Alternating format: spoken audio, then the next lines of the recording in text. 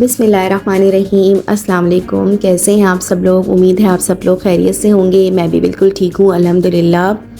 आज मैं आप लोगों के लिए बहुत ही मज़ेदार मिक्स सब्ज़ी लेकर आई हूँ और थोड़ा डिफरेंट अंदाज़ में बनाऊँगी। उम्मीद है आप लोगों को ये रेसिपी बहुत अच्छी लगेगी और आप लोग ये ज़रूर ट्राई करेंगे। मेरे वो व्यूअर्स जिन्होंने अभी तक मेरे चैनल को सब्सक्राइब नहीं किया, जल्दी से सब्सक्राइब कर दीजिए। देखिए, सब्सक्राइब करने से हमारा हौसला बढ़ता है। बहुत मेहनत से हम लोग आप लोगों के लिए वीडियोस रेडी करते हैं, रेसिपीज़ लेकर आते हैं नई नई। तो इतना तो हक बनता है कि आप लोग हमारी वीडियो देखें और साथ साथ सब्सक्राइब भी करें। वीडियो अच्छी लगे तो लाइक भी करें। आप लोगों की सपोर्ट ही हमारे लिए बहुत अहमियत की हामिल है हमारे चैनल को ग्रो करने के लिए। लिहाजा प्लीज़ सब्सक्राइब ज़रूर कर दिया करें और वीडियो को लाइक भी किया करें और कमेंट बॉक्स को यूज़ किया करें। आप लोग कमेंट्स भी दिया करें कि आपको ये रेसिपी कैसी लगी है और आप लोग क्या देखना चाहते हैं। आप लोगों को क्या चीज़ ऐसी चाहिए कि जो हम आप लोगों के लिए रेडी करें, कौन सी रेसिपी आप लोगों को अच्छी लगती है, तो ये आप लोग कमेंट बॉक्स में हमें ज़रूर बताया करें। आप लोगों का बहुत बहुत शुक्रिया। अच्छा, आइए अपनी रेसिपी का स्टार्ट करते हैं।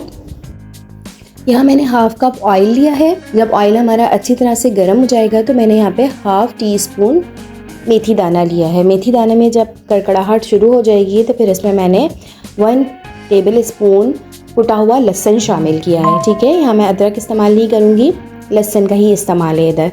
अच्छा, लहसुन को आपने अच्छा सा ज़रा ब्राउन करना है, ज़्यादा डार्क ब्राउन नहीं करना है, बस इतना ब्राउन करना है कि लहसुन का कच्चापन दूर हो जाए। फिर मैंने यहाँ पे 2 दरमियाने साइज़ की प्याज लिए, इसको मैंने बारीक बारीक स्लाइस में कट कर लिया है, वो भी मैं इसमें शामिल कर दूँगी। प्याज को भी हम इतना ही फ्राई करेंगे कि इसका कच्चापन दूर हो जाए और ये ट्रांसपेरेंट सी हो जाए। हमें प्याज को ज़्यादा लाल बिल्कुल भी नहीं करना है। जब हमारी प्याज अच्छी तरह से पक जाएगी तो मैंने हाफ़ टी स्पून ज़ीरा शामिल किया है और इसके साथ ही मैंने हाफ़ टी स्पून कुटी हुई लाल मिर्च इस्तेमाल की है। अच्छा, ये सब चीज़ें आप डालेंगे और आप देखिएगा इतने मज़े की इसमें से स्मेल आना शुरू हो जाएगी, जो कि हमारी सब्ज़ी की जान है।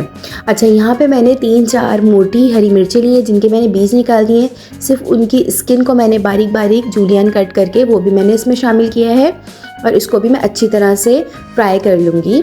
जब हमारा ये मसाला अच्छी तरह से फ्राई हो जाएगा फिर उसके बाद मैंने 2 बड़े टमाटर लिए हैं, इसको मैंने बारीक बारीक चॉप कर लिया है, वो भी मैं इसमें डाल दूंगी।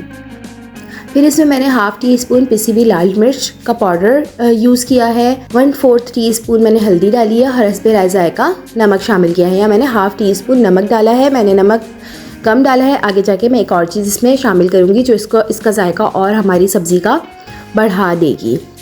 और हाफ़ टी स्पून मैंने गरम मसाला पाउडर डाला है इसके अंदर। बस मसाले हमारे रेडी हैं। इनको अच्छी तरह से हमें पकाना है, अच्छी तरह से भूनना है ताकि तेल अलग हो जाए। आप इसमें थोड़ा सा पानी शामिल करके इसको 15 मिनट के लिए ढक के रख दीजिए।